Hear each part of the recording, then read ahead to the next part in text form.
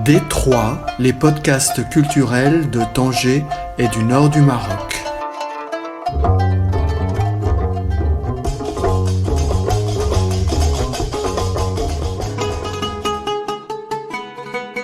Hassan Wakrim est né en 1940 dans un village près de Tafraout, dans l'anti-Atlas marocain.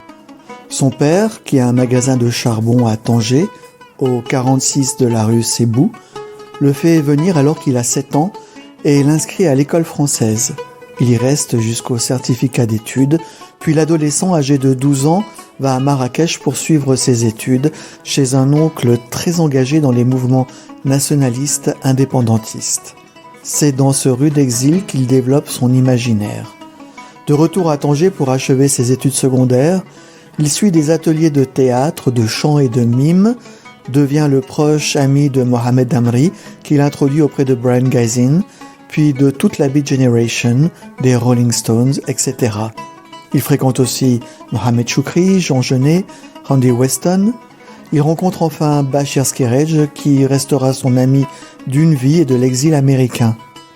Dans le Maroc fraîchement indépendant, Hassan Wakrim devient fonctionnaire, intendant d'école, entre Tanger, Rabat et Asila, et monte plusieurs projets culturels avec l'aide de Fouad Benzekri.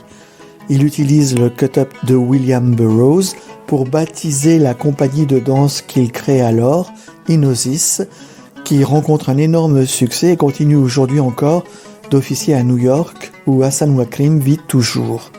Il est allé y résider dans les années 60, accompagnant le peintre Ahmed Yacoubi dans son aventure au Mama Theatre, à l'invitation d'Hélène Stewart. Hassan Wakrim a publié ses Mémoires d'un berbère en 2019 aux éditions Sleki et n'a eu de cesse de représenter son pays et sa culture du Sud dans de nombreuses occasions prestigieuses ainsi que d'animer des ateliers de danse et des conférences dans toutes les universités américaines. Hassan Wakrim, vous avez présenté récemment une très belle exposition à la galerie Dardar de Choukri Bentaout. Quel était l'objet de cette exposition? C'était pas une exposition de vos œuvres, mais d'une partie de votre collection. Depuis le début des années 60, avec ma connaissance avec Amri, Mohamed, le grand peintre marocain qui s'appelait Amri, le peintre du Maroc. Alors, j'ai commencé à m'intéresser à acquérir des tableaux. Et j'ai réussi à avoir une collection après 30 ans et 40 ans aux États-Unis.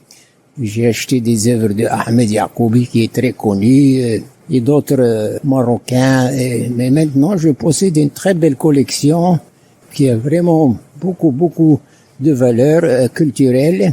Et j'ai voulu que les gens le connaissent et j'ai décidé de faire cette exposition chez Choukri à Dardar. C'était une exposition de patrimoine, en fait. Voilà, exactement, oui. Alors, ça s'était bien passé et justement, à cette occasion, j'ai même invité les musiciens traditionnels de Jujuka qui font partie du groupe de Hamri originel et les gens les ont vraiment adoré. C'était vraiment un très grand succès, cette exposition, et je suis très content des résultats. En 2019, vous avez publié votre autobiographie, Mémoires d'un berbère, chez Sleki. Pourquoi avoir écrit ce livre?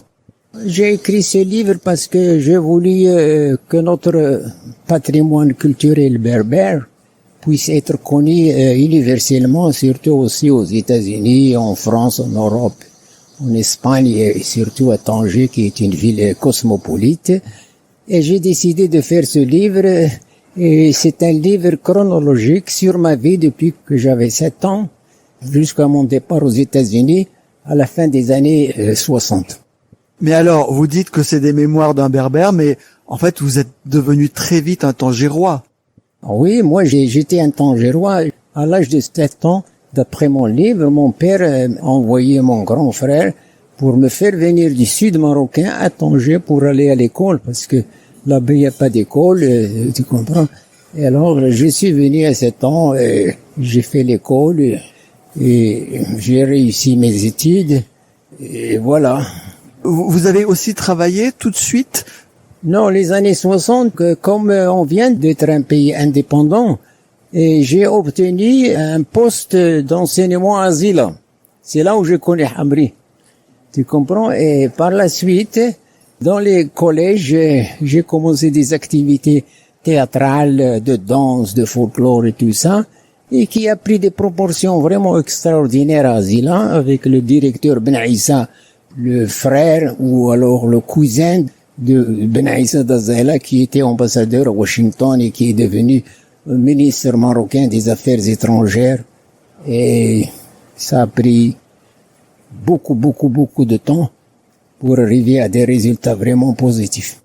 Mais est-ce que vous aviez déjà, enfant, jeune Tafraouti, jeune Tangérois, vous pensiez déjà entrer dans le milieu de l'art comme vous l'avez fait? Depuis que j'étais jeune, j'avais cette tendance. Les sports, pour moi, c'était un peu bizarre. Mais l'art, j'étais vraiment très attiré et j'étais inspiré. J'adorais les danses, le théâtre et tout ça. Et je me suis engagé dans les années 57 dans le premier centre d'art dramatique marocain national qui était dirigé par Ouri Adrien et le maire d'Azila, qui est très connu. Et j'ai été admis après un examen. Tu sais, tu passes un test et tout ça. Je suis l'un des rares Marocains qui a été accepté là-bas. Et de là, j'ai vraiment fait beaucoup de progrès. J'ai appris énormément de choses dans ce centre d'art dramatique. Et par la suite, j'ai commencé à fréquenter la France. Tu comprends, le Festival d'Avignon, le théâtre. J'ai connu pas mal de gens. J'ai travaillé même avec Jean Villard, TNP, le directeur du Théâtre National Français. Et j'avais même fait un interview, une table ronde face à face avec lui, aussi avec l'ORTF dans les années 60, qui a fait beaucoup de bruit.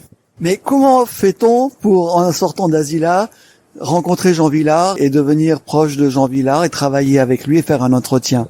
Oh ben, c'est aussi ce qu'on appelle le don d'Allah. C'est vraiment une rencontre incroyable qui est devenue une réalité. Et par la suite, j'ai travaillé avec Marcel Marceau en personne, à Tanger, quand il est venu avec la Comédie Française dans les années 57. Et une fois, il a demandé aux responsables qu'il voulait un Marocain. Moi, j'ai étudié le pantomime et le mime. J'étais l'un des meilleurs. Alors, Marcel Marceau savait ça. Il a demandé à Madame Ouri Odrian, qui l'a invité au théâtre Mauritania à cette époque-là. Il m'a dit, je veux un artiste marocain parce que je veux faire le papillon. C'est lui. Il va interpréter le papillon. Et moi, j'étais là avec lui face à face. Il a fait son papillon et j'ai fait le papillon marocain. Le lendemain, la dépêche marocaine de Tanger, Hassan Wakrim, le Marcel Marceau marocain, en première page. C'est là où j'ai aussi décollé dans le mime grâce à mes contacts directs avec Marcel Marceau. Avant d'être à Zila, vous n'étiez pas affilié à des troupes d'artistes, qu'elles soient du théâtre ou de la danse? Ah oui. Je faisais partie d'un grand théâtre, une grande association qui s'appelait Salah ad-Din. Salah ad-Din, il faisait même du Shakespeare. Et j'ai aussi travaillé avec eux dans des rôles de figurants, des choses comme ça. Et j'ai appris énormément de choses dans les techniques du théâtre, de acting, comment dirais-je, et toutes sortes de costumes et tous les travaux qu'ils font. J'étais très fasciné et ça m'a beaucoup aidé au Maroc.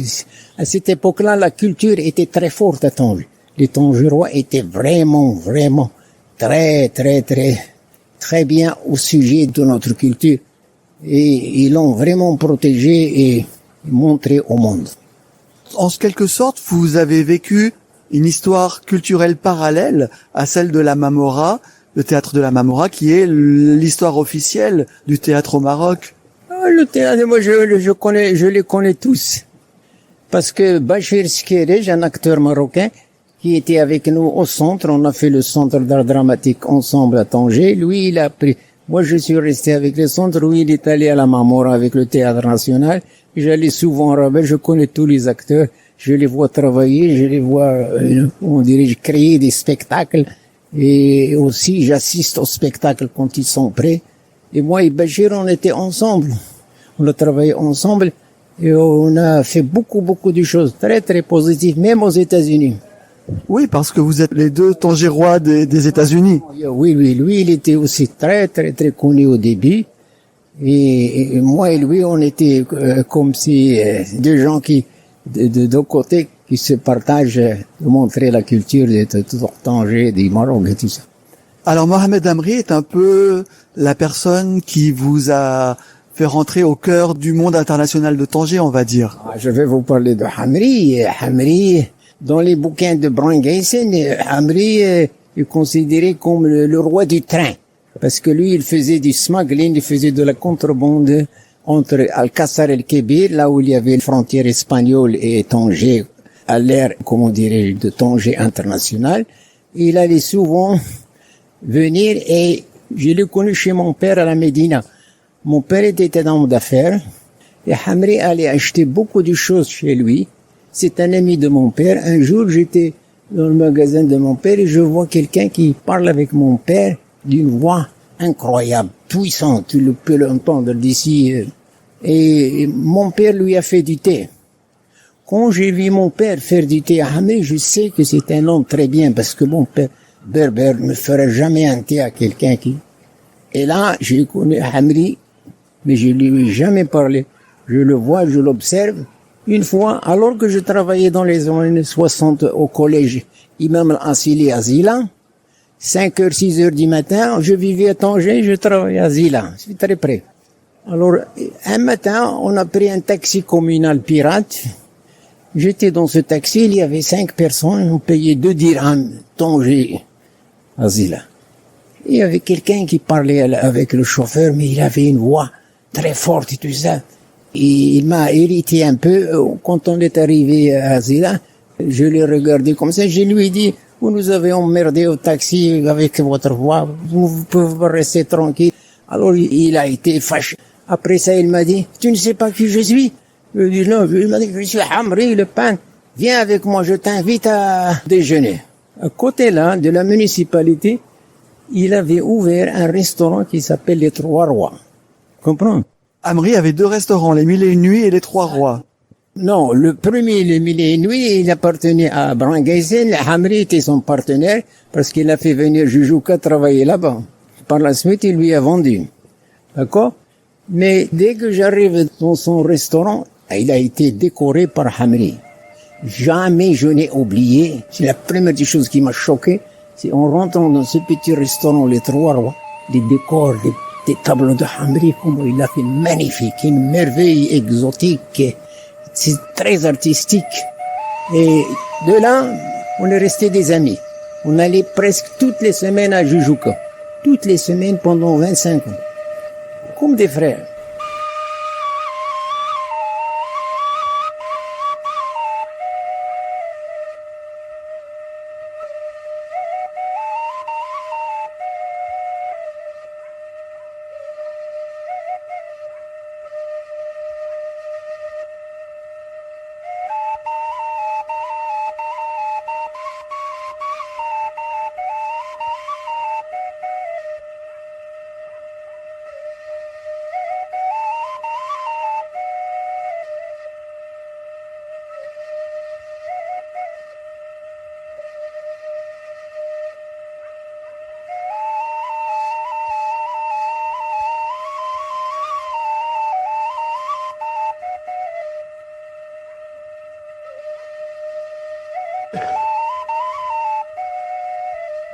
Et alors, quelle est votre histoire liée à Jajuka? C'est quand même une histoire importante.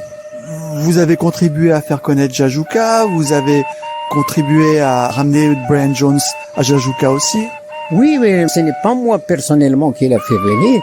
Hamri et ses amis, Brian Gayson et Paul Bowles, qui avaient des relations avec les Rolling Stones. Ils étaient venus à Tanger. C'était l'ère de Beat Generation.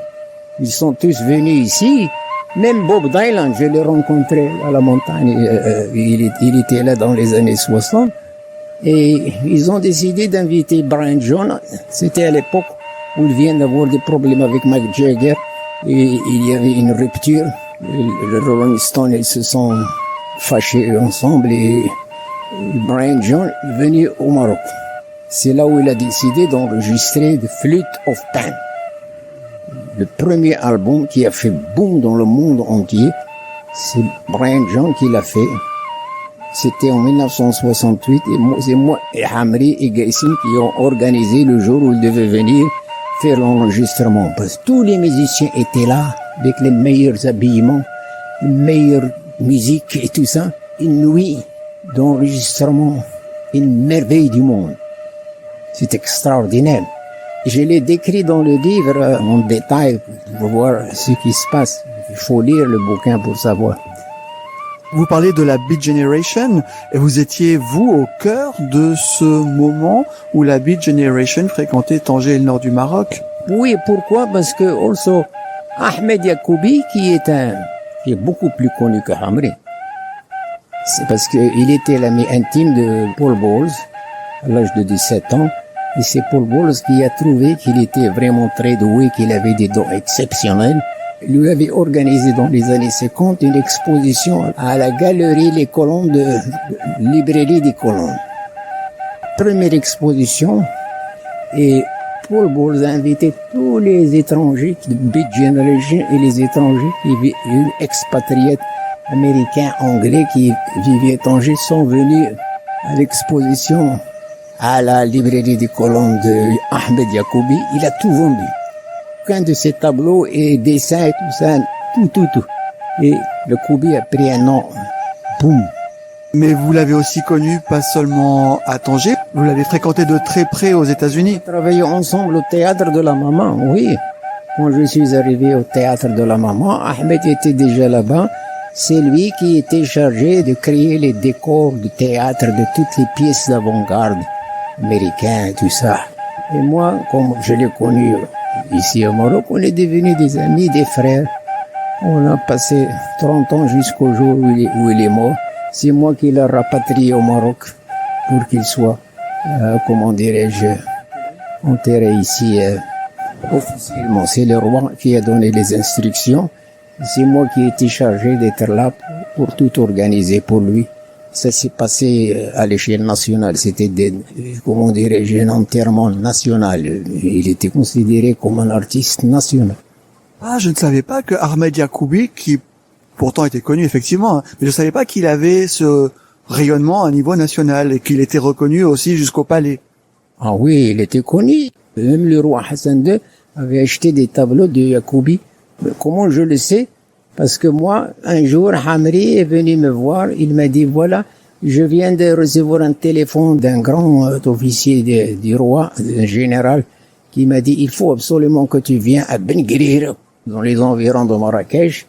Il lui a dit, emmène tes tableaux, les meilleurs de tes œuvres. Hamri, il va les acheter. Alors, lui ne conduit pas, Hamri. Il vient de recevoir une voiture Triumph W décapotable de Londres. Hamri, un Américain, lui a laissé la voiture. Il conduit pas. Il m'a dit, Hassan, please, emmène-moi à Marrakech. Alors, on pack. On a tout mis dans la voiture. Et tout ça, bien arrangé. Ben Gurir. Et Hassan II a acheté? On a été reçu pour le grand type, je ne veux pas mentionner son nom. Et on a déjeuné avec lui, un déjeuner royal extraordinaire. Et il lui a acheté 2 tableaux. Et il a dit à Hamri, je veux que c'est toi qui décides de faire l'accrochage de ces tableaux. Alors, il nous a emmenés dans un hangar, qui est une galerie, tu comprends, air conditionné, tout ça, où il y a toute la collection des tableaux du roi. Et quand il a choisi là où il devait les voir, j'ai vu 2 tableaux de Yacoubi, parce que je connais tous les tableaux de Yacoubi, ils sont style. Alors, le roi avait déjà Ahmed Yacoubi. Par la suite, c'est Hamri. Et est-ce que vous avez bien fréquenté de près Brian Geising lui-même? Ah oui, Brian Geising, c'est un frère. Je l'ai même emmené à Tafraout, dans un voyage. Oh, il venait chez nous, on mangeait ensemble, on dormait ensemble. C'était un ami, il était très près de nous. C'était un homme extraordinaire, vraiment. Ah oui. Et c'est lui qui a fait beaucoup de bien pour Hamri. Pour le lancer, pour l'organiser, pour qu'il devienne vraiment un peintre.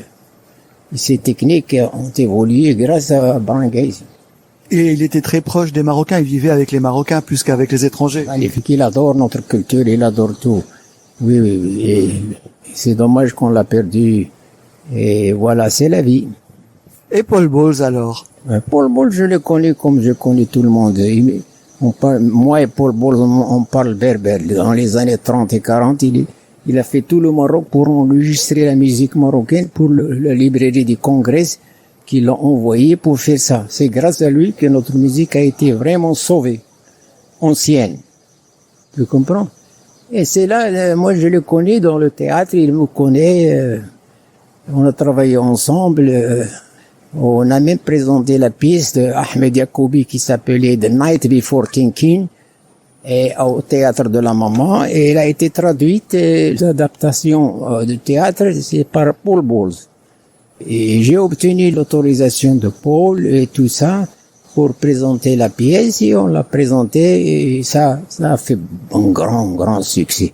Ça nous a vraiment beaucoup lancé. Paul, depuis, j'allais souvent le voir. Si je vais le voir pour une demi-heure, je reste 6 heures à dire, tu ne peux pas sortir parce que c'est un personnage extraordinaire, il a beaucoup de choses à dire. Très intéressant, oui. Sa femme, Jane Bowles, also. Tous ces gens-là, c'est notre entourage. Il y a the big generation des Américains, et nous, les Marocains, the big generation of Moroccans mixed with them.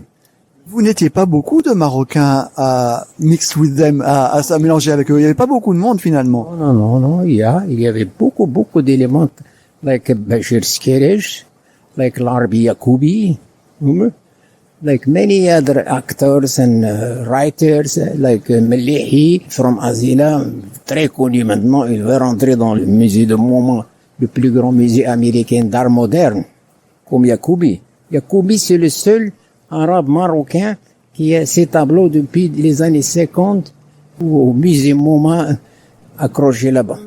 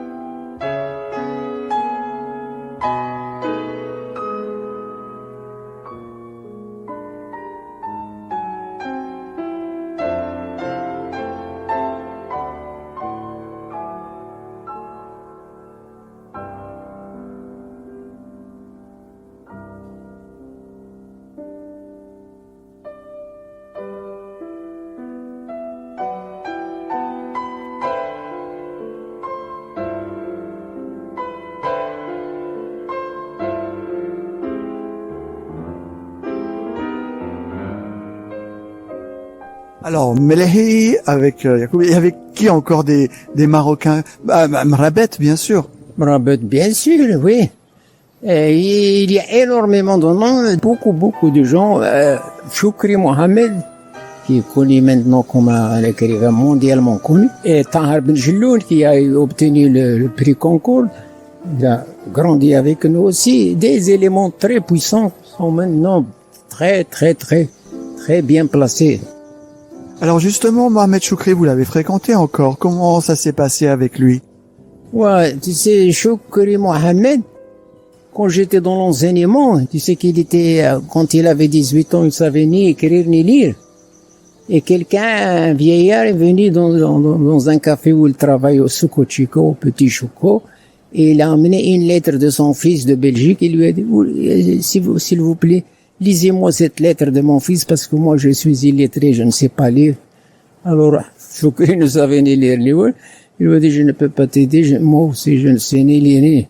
Quand le vieillard est parti, quelque chose est arrivé à Choukri. Il m'a dit, pourquoi je suis en train de gaspiller mon temps dans ce café? Il a enlevé son truc là de travail, l'a jeté, il est sorti. Il ne voulait plus travailler dans le café.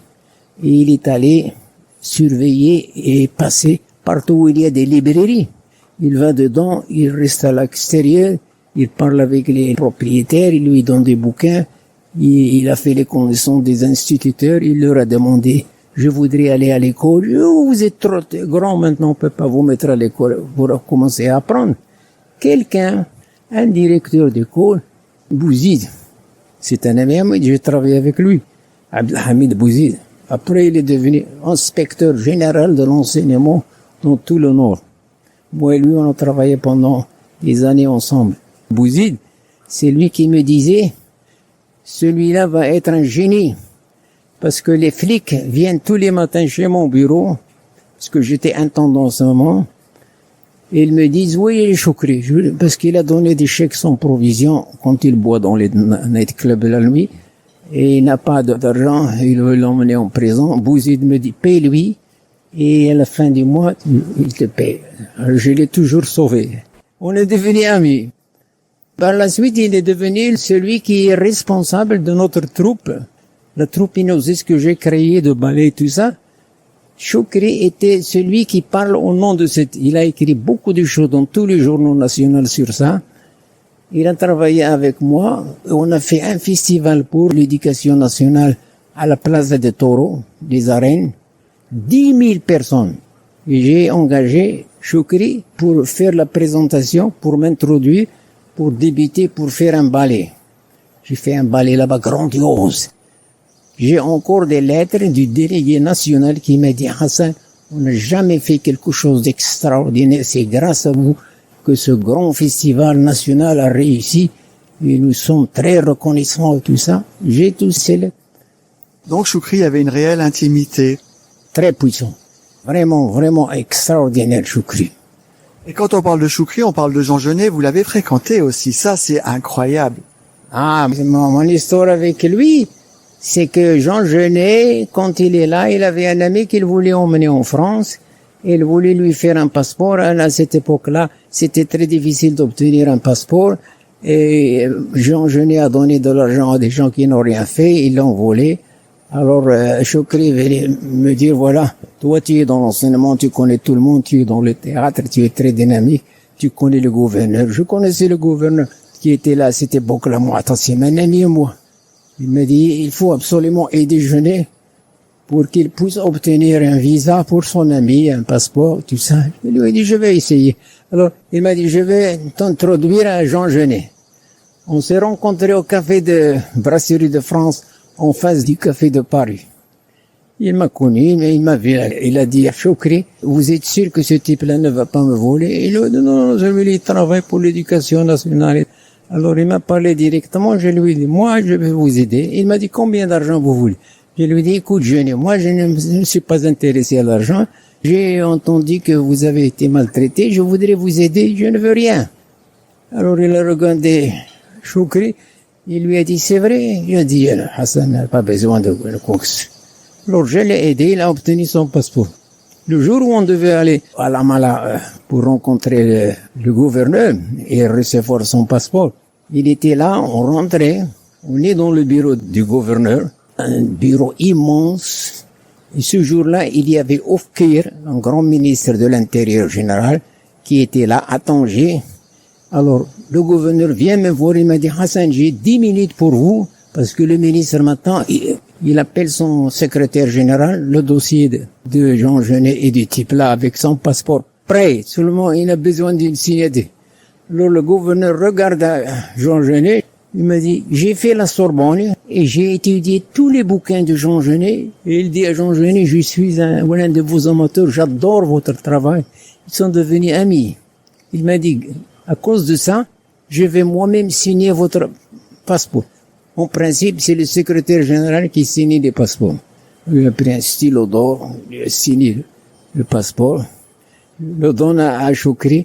Choukri le donne à Jean Genet. Il m'a dit, est-ce que c'est vrai ou alors je suis en train de rêver? Choukri lui dit, c'est un passeport, tout va bien. On est sorti. Il était très content. Jean Genet, on prend un taxi, un Mercedes là-bas à côté, les librairies de Colombe, Madame Giroflé, direct il m'a dit les œuvres complètes de moi. Il avait les œuvres complètes de Jean Genet en cuir, grande collection. Madame Giroflé lui dit, c'est la dernière édition que nous avons. Il les a signés, il m'a dit, donne-moi le nom exact du gouverneur. Il lui a signé les trucs, on les a emmenés et on les a laissés à la mala pour le gouverneur.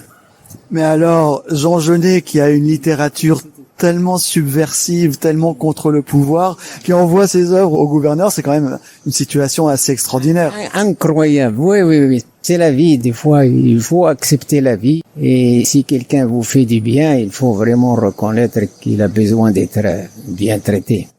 Et est-ce que vous avez rencontré William Burroughs, par exemple, ou la bande Kerouac? Burroughs et Jean Genet, Paul Bowles, je l'ai rencontré beaucoup de fois.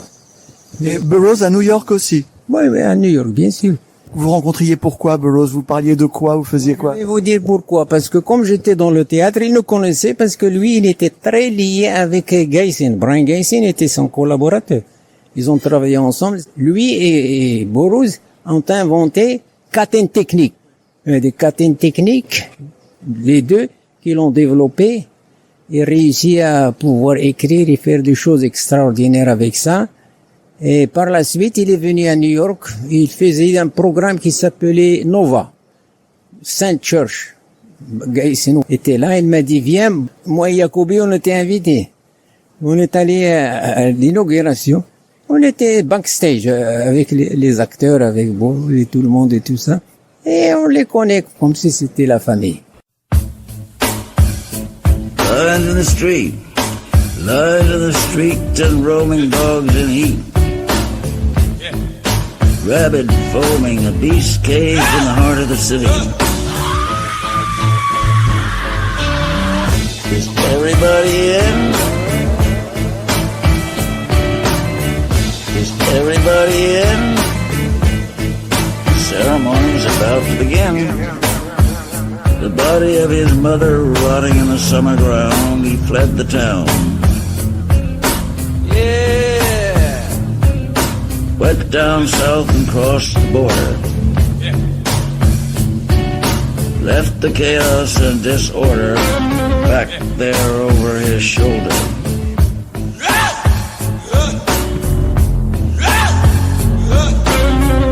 Is everybody in? Is everybody in?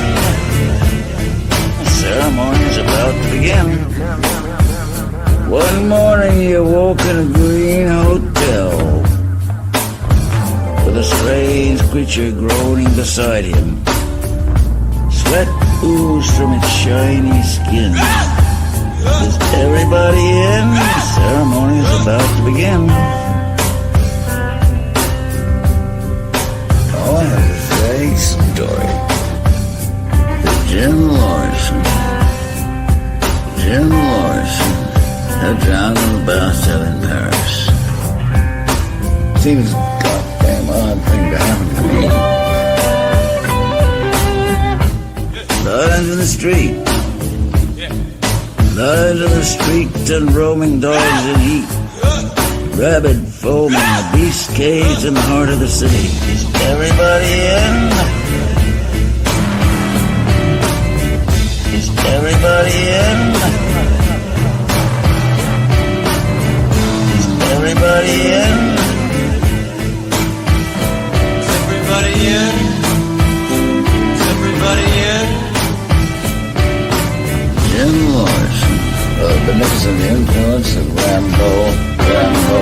Jim Morrison, a beneficent influence of Rambo. Is everybody in? Is everybody in? Is everybody in? Est-ce que vous avez connu aussi John McPhillips, l'école américaine, le directeur? Bien sûr. Lui aussi, il était très, comment dirais-je, actif dans le théâtre. Il faisait des choses magnifiques. Et moi et lui, il travaille. Il vient voir mon travail. Il adore voir tout ce que je fais. J'adore voir tout ce qu'il fait. On va souvent ensemble boire. s'amuser, tout ça. Parade Bar, very famous. Aux parades, bien sûr. Parade Bar, oui. Ah, Jay et Lily, tout ça. C'était une merveille, c'était un temps. Tous ces temps-là étaient extraordinaires. Alors, un soir, Mark Phillips était là. Brian Gysin était là. Tout le monde était content. On était assis dans une table. On a mangé. Tu sais, là, il y avait une nappe blanche. Et Gysin, il avait des crayons. Il a fait des dessins sur la table. Magnifique dessin. Alors, il a signé. Il a dit à Mark Phillips, signe ici. Mets ton nom. Hassan, signe ici. Je me montre. Tous ceux qui étaient là, présents, nous avons tous signé là. Et il a donné cadeau à Lily qui s'occupait du Parade Bar à cette époque-là. Et Lily me l'a donné 2 ou 3 jours après. Elle m'a dit, qu'est-ce que tu veux que je foute avec ça? Tout ce qui l'intéresse, c'est l'argent. Elle me l'a donné, je l'avais pendant 10 ans. Je l'ai mis dans un frame et tout ça. Et les gens ont commencé à s'intéresser à cette peinture où Gysin a signé, tout le monde, et Mark Phillips. Et un de ces jours, Gysin m'a dit, donne-moi ça parce que je veux l'exposer. Il a exposé et par la suite fait retourner. Il ne me l'a pas encore donné. Mais un jour, j'ai vu que ce tableau était exposé dès la Croix. Des Français sont venus de Marseille. Ils ont fait toutes des activités sur Brian Gysin et une exposition de ses œuvres et tout ce qu'il fait. Voilà, il y avait le type où il y avait Mark Phillips et moi et tout le monde en exposition.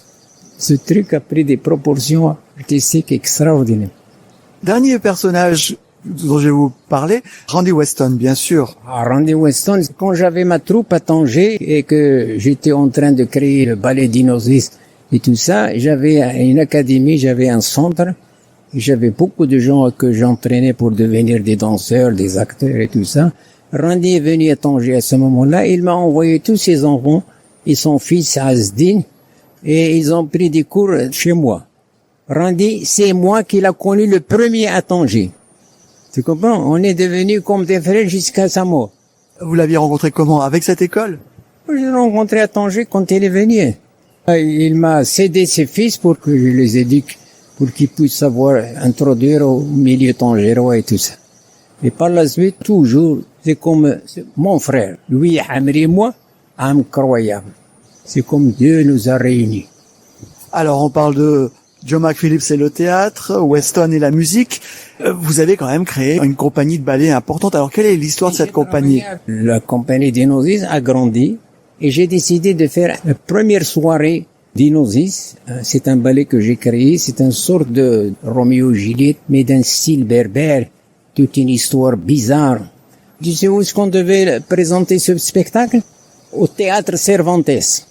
Moi, Hassan Ouakrim, à cette époque-là, j'ai fait venir toute la crème de Tanger, tous les étrangers, les Richard et tout ça.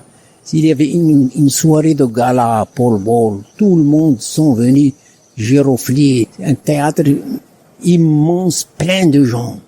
Mark Phillips, l'école américaine, on a eu un succès immense.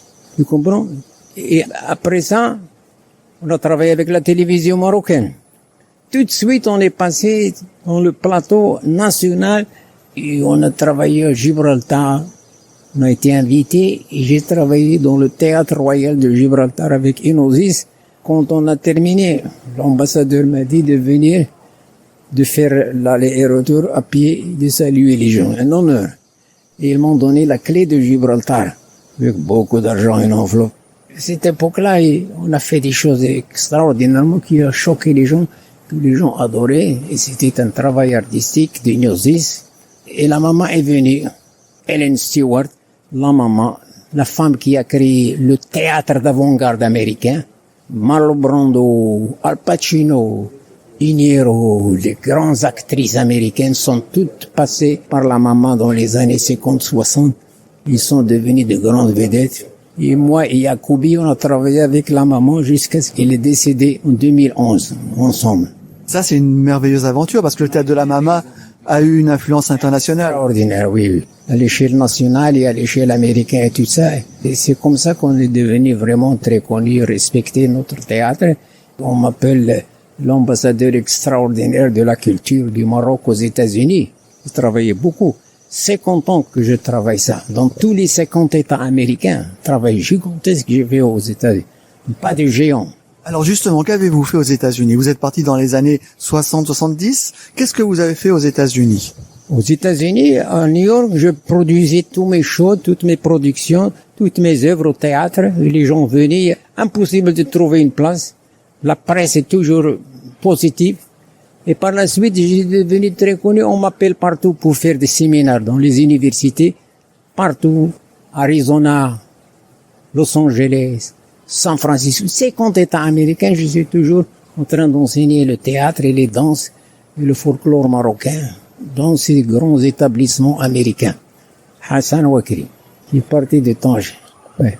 C'est comme ça que j'ai pris un nom vraiment de prestige, si vous voulez dire. Tu sais, moi, je n'aime pas gonfler les choses comme quoi. Je travaille, c'est ma mission. Je fais ça parce que je suis né pour ça. Et je suis très content d'avoir fait ça et je continue à faire ça. Et qu'est-ce que vous faites aujourd'hui, maintenant, précisément? Je suis toujours dans le théâtre.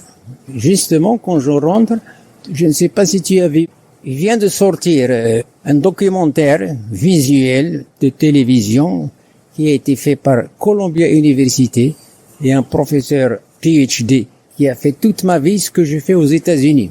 Ça nous a pris 3 ou 4 ans pour filmer ça et l'arranger. Il est sorti maintenant, il est passé à midi 1, il est passé le deuxième dans toutes les télévisions nationales marocaines. Ils l'ont fait passer même le nouvelle année 5 fois. Mon documentaire va obtenir le meilleur prix de cette année de télévision nationale marocaine. Vous faites partie de l'histoire de bout en bout. Ça ne se termine pas. Tu sais, c'est comme un volcan. Un volcan d'art et de culture et de beauté et de merveilles culturelles. Voilà. Et quand vous revenez à Tanger aujourd'hui, comment vous trouvez que la ville a changé, a évolué? Tanger a changé, incroyable. C'était vraiment un changement brutal et grandiose d'une petite ville de 50 000 ou 60 000 habitants dans les années 50-60, maintenant des millions de gens, toute une nouvelle génération. Il y a un potentiel artistique maintenant extraordinaire à Tanger. Justement, je suis en train de voir comment je peux faire pour organiser un festival à Tanger de tout ce qui se passe de nouveau. Même le rap, toutes les choses nouvelles qui se passent, toute cette évolution de notre société et tout ça. Je suis en train de faire des études et certainement je vais essayer de voir si on peut faire quelque chose. Inch'Allah.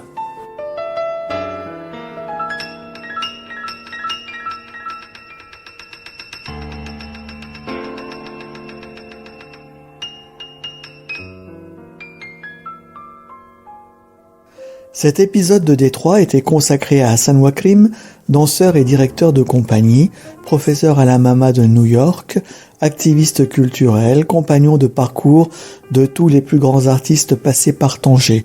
Entretien réalisé en décembre 2024 à l'hôtel El Minza, tout droit réservé à Philippe Higuet-Bologne. Merci à Omar Mtiwi pour les musiques des génériques, solo de lutte extrait de son album Andalousie, ainsi qu'à l'ensemble Ibn Arabi à Darnawa de Tanger.